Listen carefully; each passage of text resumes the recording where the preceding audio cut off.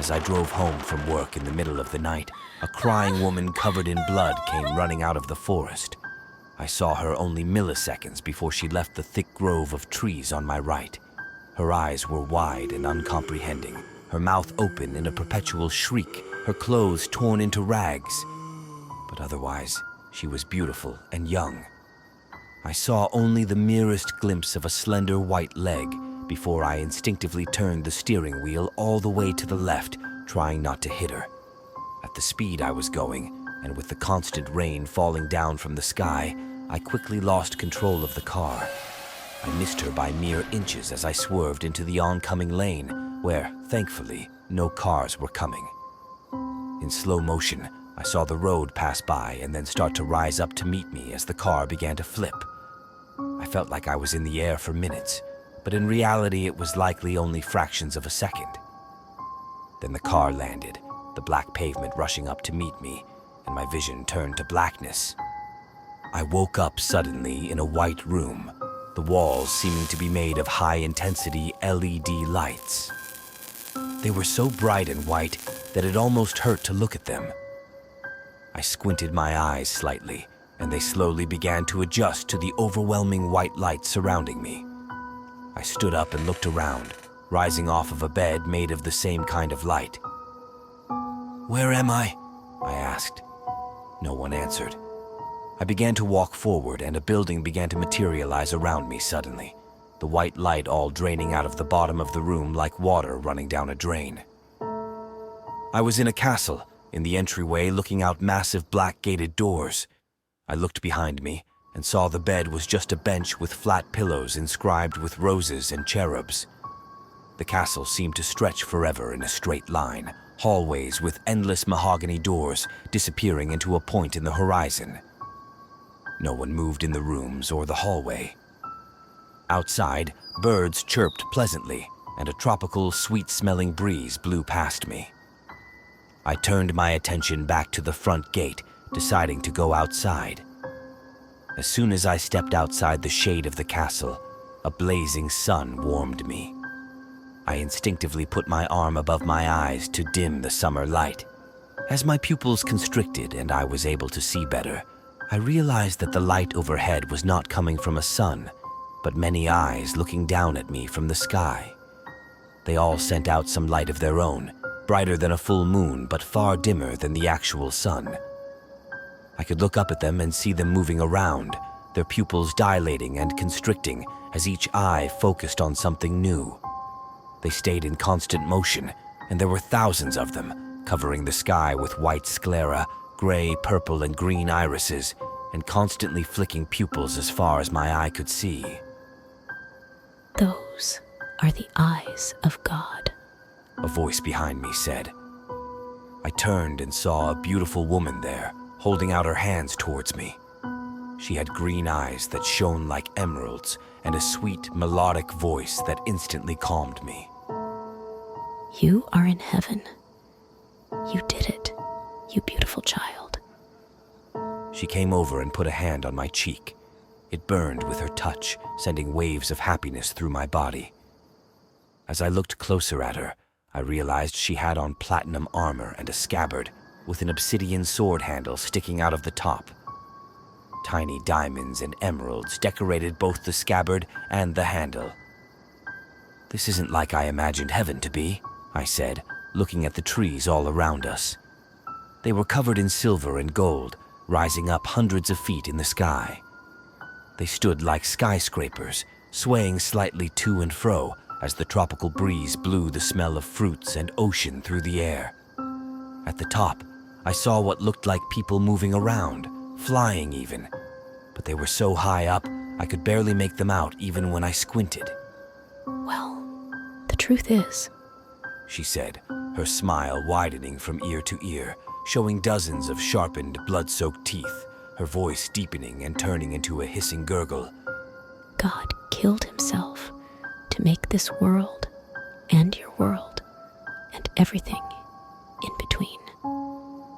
She brought her other hand up, and now the waves of pleasure I had felt were replaced with burning pain as she scratched me with huge talons that had suddenly exploded out of her fingers. Her skin began to blacken, but the eyes stayed green, expanding into circles of luminous viridescent light between folds of black, rotted skin.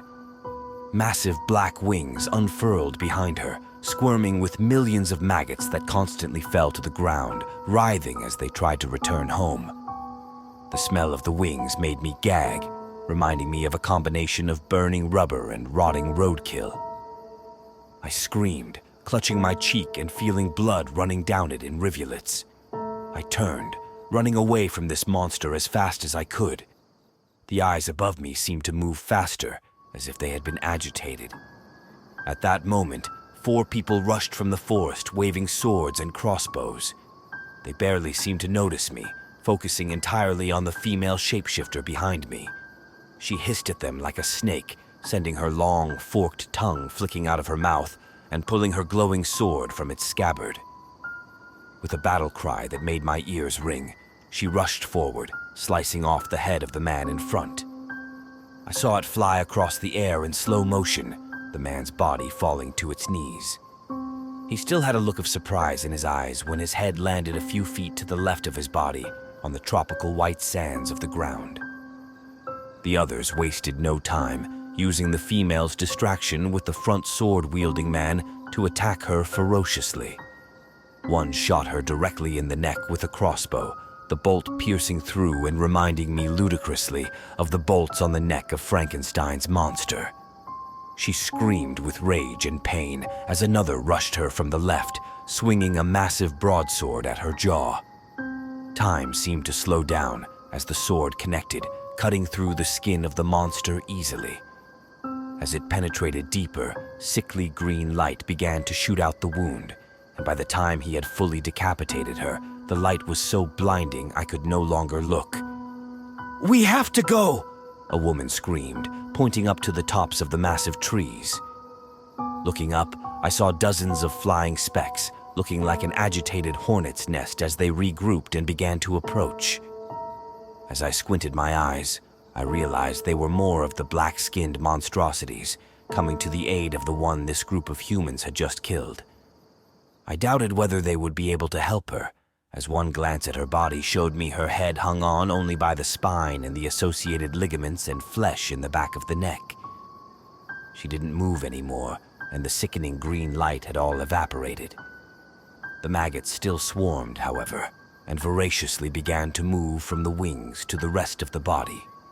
The woman grabbed my arm, forcing me to run into the forest with her. The rest of the group was ahead of us.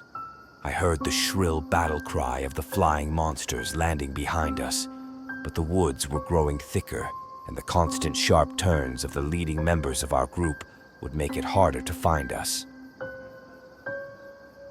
After a couple minutes of running, the shrieking and screaming falling further and further behind us, the man in front stopped suddenly. He opened up a camouflage tunnel, pushing aside some of the silver leaves that covered the top of it. The rest of the group jumped down. Then the man gestured for me to jump down. The fall was only a few feet, and I realized there were torches burning in a cramped tunnel. I walked forward, hearing the man close the door and land just behind me, pushing me forward. We quickly came to a round room with a massive long table down the middle of it. Dozens of swords, crossbows, daggers, and tridents covered it, all seeming to glow with their own soft silver light. At the nearest end, the table was cleared and chairs were set up around a steaming pot. A chubby man ladled out bowls of delicious-smelling stew, smelling of mint, rosemary, potatoes, and beef. He motioned for us to come sit down and eat. I hadn't realized it until then, but I was absolutely ravenous. They introduced themselves, and we sat down to eat.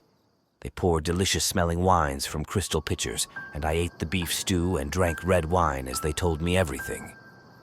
"This is heaven," the chubby man said, sitting down on the bench across from me and pouring himself a glass of the wine. "Or at least, it used to be. It isn't heaven like most people think of it anymore. Remember, I don't know all of this absolutely, but I've heard most of it from the angels and others who have been here a long time, so at least most of it is true." "You mean that shape-shifting monster?" I began. He nodded. "Those are the angels. They have become rabid and evil over the last few billion years. But I'm getting ahead of myself. Nearly 14 billion years ago, God killed himself to create the universe. He cut himself open and let eternal amounts of mass, energy, and consciousness pour out of his body, an action which became known to us as the Big Bang. All of this matter had nowhere to go within God's body, so it created our universe instead. Now, God dying isn't like you or me dying, you understand. God dies very, very slowly. It is like he has been bleeding out this entire time, but now he is truly close to death. In our universe's time, maybe another 1,000 years at most, and he will be gone. Once he goes, the entire universe as we know it will go too. It will instantly turn into blackness once the light of his consciousness no longer lights the stars and worlds of our universe. These angels here, they got an idea that if they fed the human souls in heaven to God's mouth, he would live slightly longer. And it seems to be working. Every time they feed him a few thousand souls, he seems to heal slightly. But he is still dying. At most, they might delay the end by a few centuries, but even that seems doubtful. The man shook his face, his jowls shaking slightly. You can't really die in heaven, as even if you get your head cut off, it will grow back after a couple hours. But if they feed you to God's mouth, then you do, in essence, die. Your consciousness is digested by God, and it is fed throughout his body, dissipating into the eternity within him. Where is God's mouth? I asked, and all the people in the room looked at each other, a sour expression on their faces. It is at the end of heaven, the chubby man said, his eyes downcast. It is a horrible thing to behold. Trillions of gnashing teeth, endless insects infesting it and screaming in unison. Since his body began to fall apart, the insects of heaven have really begun to consume his flesh. I think it is driving God insane. A lot of the terrible things in our world might be arising from his insanity and dying, the world wars, the death camps, the mass killings by communists. But that is just speculation. I don't know that for sure. At that moment, I heard a loud crash outside. Shouts and running from above us made everyone deathly silent. Then the hidden trapdoor leading down here was flung open, and angels began pouring down the opening, carrying glowing swords and crossbows. They instantly attacked, dozens more coming from behind them. They slashed at the chef. He absurdly raised his wine glass in front of him, as if that would stop the sword flying down towards his skull. But instead it cleaved his face in two, and he fell backwards. Within seconds, everyone except me was moaning, dead or dying, on the ground. I instinctively picked up my wooden bowl, spilling stew all over myself and the floor. The angels began to pull the hacked-up bodies of the others they had murdered out, then approached me, their dead black eyes staring daggers at me as I backed against the dirt wall of the hidden shelter.